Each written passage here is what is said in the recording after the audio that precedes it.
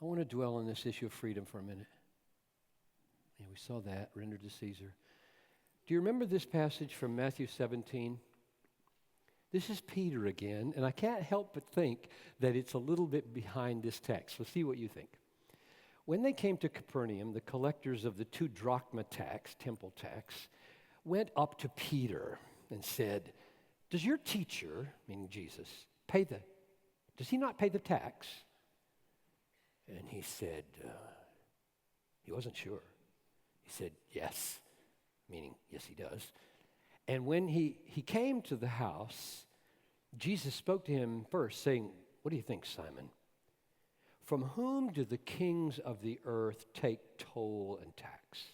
From their sons or from others?"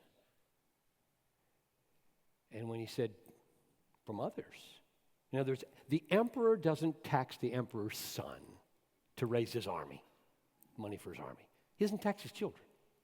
He taxes others.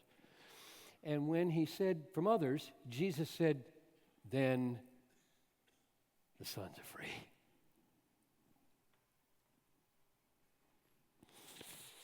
However, not sedition. Oh, we're free? We don't have to pay the tax. However, not to give offense to them, puts everything on a different footing. Go to the sea, cast a hook, take the first fish that comes up. When you open the mouth, you'll find a shekel.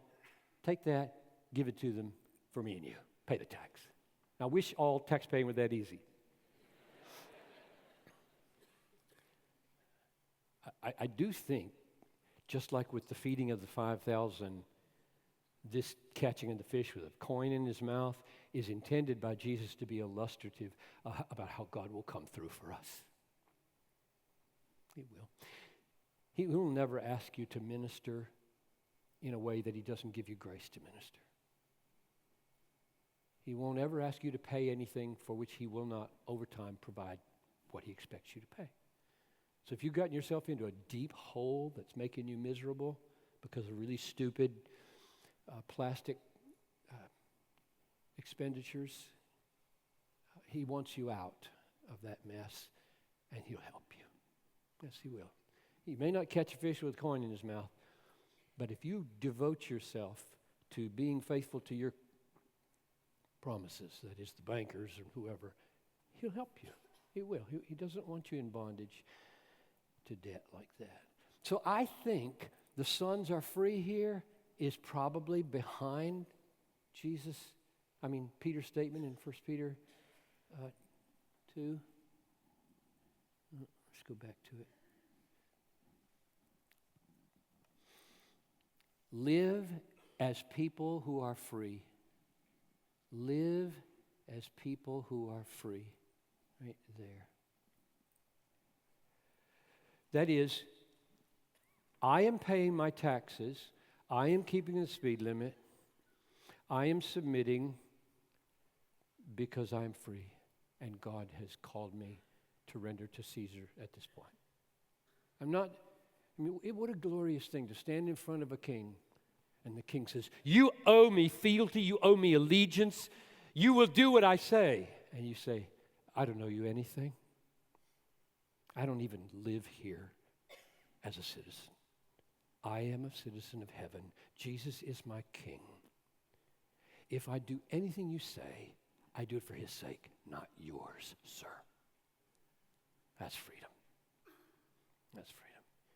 It's probably not freedom to thumb your nose and give him the finger and then do what you please. That's probably not freedom. That's bondage to me. I know my ego well enough to know, I'd really like to do that. I want to do that right now. I want to put him in his place. But putting him in his place with my uppityness is just self-exaltation. Setting him in his place meekly and calmly by exalting Jesus as his Lord and my Lord, that doesn't have to be ego. Might be contaminated. Doesn't have to be. So, let me see. What are the marks of free submission? Because that's what we've got here. We got live as free people and be subject to the government. the government as those who are sent to punish evil and praise the good. Come back to that in a minute about when don't you submit. But here's what free submission, I think, looks like. Number one, we're all submitting to the Lord in our submission to those whom He sends. And this is supreme, which is why this cannot be absolute, right? This cannot be absolute because this is the only absolute allegiance in our lives. We are submitting here relatively, this absolutely, because He says do this. That's number one of what it means to be free in your submission. Number two, we are exiles shaped by the demands of a foreign king, not a present king. Our whole mindset and demeanor is shaped by the country where we live. We live in heaven. Our lives are we have died with Christ. We're raised with Him. Our lives are hidden with Christ in God. We are keying off of heaven as we live on the earth. And that's shaping us. So we're not, that's the second thing it means to be submitting as a free person. Our whole being is not being shaped by the world, it's being shaped by another world. Third, we submit to people who have no final claims on us. We submit to people who have no final claims. And fourth, we show our freedom from men by submission to men.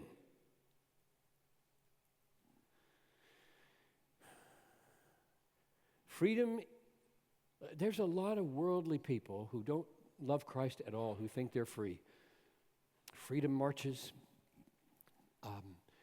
50 years ago, and there was unbelievable ego in it. My way or the highway, and get out of my life. I'll wear what I want, do what I want. We are free. Well, they weren't free.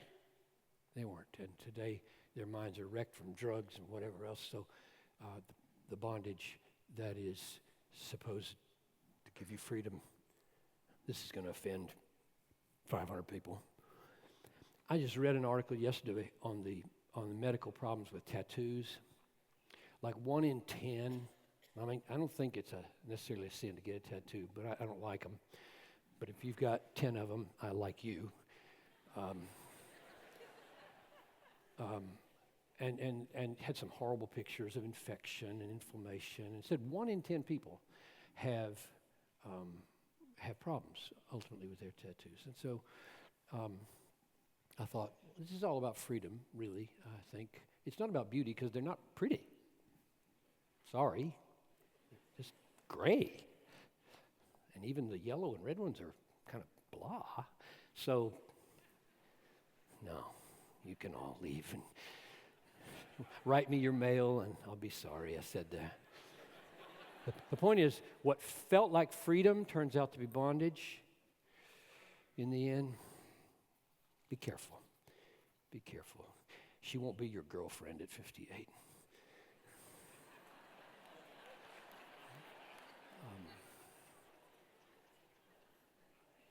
I bought a brace for Lucille when I was in 6th grade. I'm so glad we didn't do tattoos back then. I had Lucille right there on my arm. It would have been right there on my arm, Lucille. 6th grade. I didn't date till I met my wife. Not sure why I said that. To whom are we submitting? Back to this issue right here. Human institution. To whom are we submitting? And here we've seen honor everyone. Isn't that a kind of submitting? Like here, I meet you as a human being, full of tattoos, say. And I honor you. And if I don't, I'm sinning. I honor you. I lift you up and put myself under.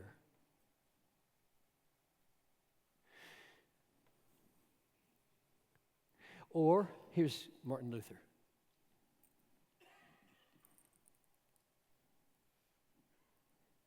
This is very indicting and very powerful.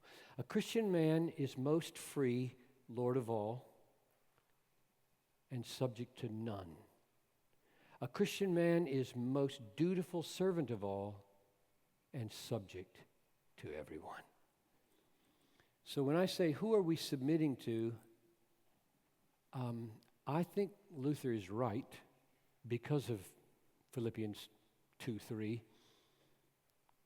Do not just take thought for your own interests, but also for the interests of others. Count others more significant than yourselves. Have this mind in you, which was also in Christ Jesus, who, though he was in the form of God, did not count equality with God a thing to be grasped, but emptied himself, taking the form of a servant, and humbled himself and became obedient unto death. That's the picture of 1 Peter's submission. And we do it to everybody in various ways in accord to their various roles. So husbands, love your wife as Christ loved the church. Wives, submit to your husbands and respect him. Those are mutually submissive, but in very different ways. We'll get to that marriage issue shortly.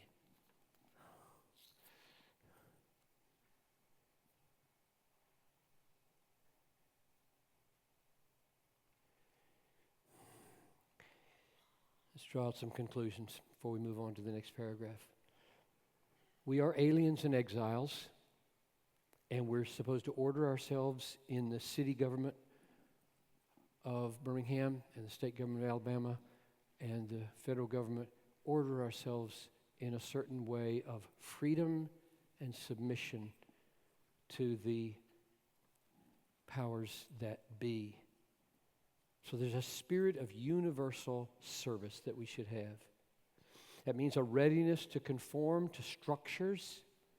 If you live at work and you get this big manual for how things are done at work, you know, arrival times, departure times, break times, style formats, just everything. A Christian disposition is not to say, I'm free, I don't need to do any of that stuff. That's not a Christian disposition. The Christian disposition is to basically conform to that.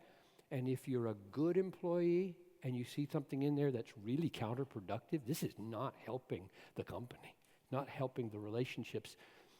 Your attitude will be one of humble suggestion, not feisty suggestion. We'll see why in a few minutes. Two more things. An absolute allegiance to all that is commanded by our true King.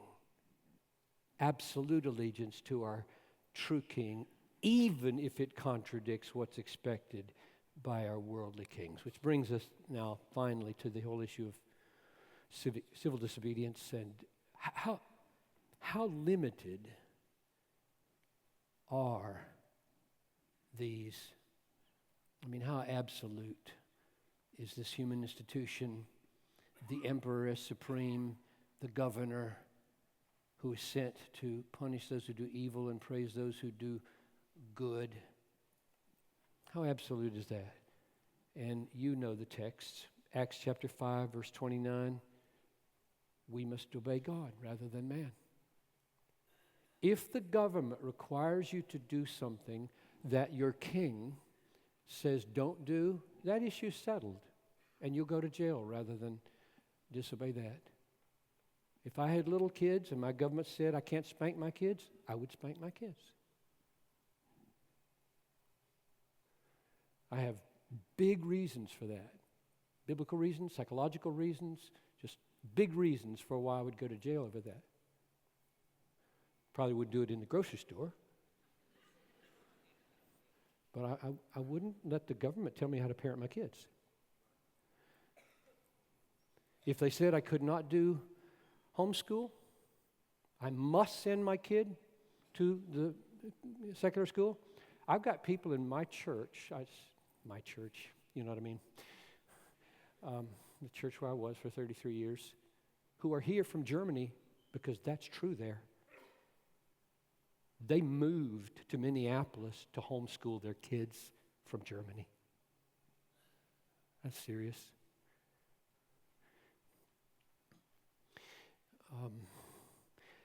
And there are many other illustrations you could think of probably, and they will increase.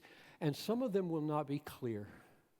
This is going to cause tensions.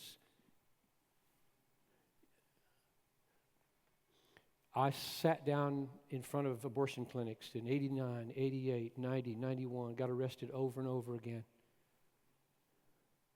Hauled off to the courthouse, went to jail one night. A lot of people thought that was wrong, what I did. Christians thought that was a misunderstanding of the application of Christian truth to the situation. And I thought differently. And so we won't always agree on the most appropriate action to take or not to take. But if the principles here, the deep underlying principles of I am free and I'm not a swaggering, braggart, ego trip, my way or the highway kind of person, but a person ready for the sake of my King to submit to all appropriate authority, that will affect how you disobey. If you have to disobey. So we need much thought and prayer as the days go forward in regard to that. So Acts 5:29, Acts 4:19 are two illustrations, numerous others in the Bible of people who disobeyed earthly governments meekly because of God's authority.